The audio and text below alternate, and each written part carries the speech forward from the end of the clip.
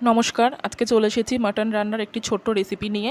প্রথমে মাংসের আলুগুলোকে লবণ আর হলুদ দিয়ে ভালো করে লাল লাল করে ভেজে নিয়েছি।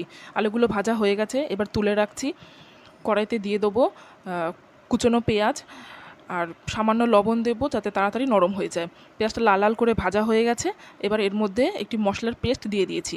এই পেস্টের মধ্যে রয়েছে কাঁচা লঙ্কা, আদা, রসুন, লঙ্কার গুঁড়ো, জিরের গুঁড়ো, লবণ, হলুদ আর সামান্য মিষ্টি। মশলাটা কষানো হয়ে গেছে, এবার এর মধ্যে মাংসগুলো দিয়ে দেবো।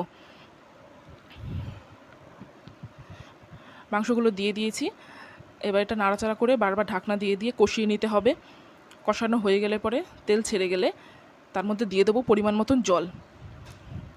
জল দিয়ে তার মধ্যে আলু আর চর্বিগুলো দিয়ে দেবো।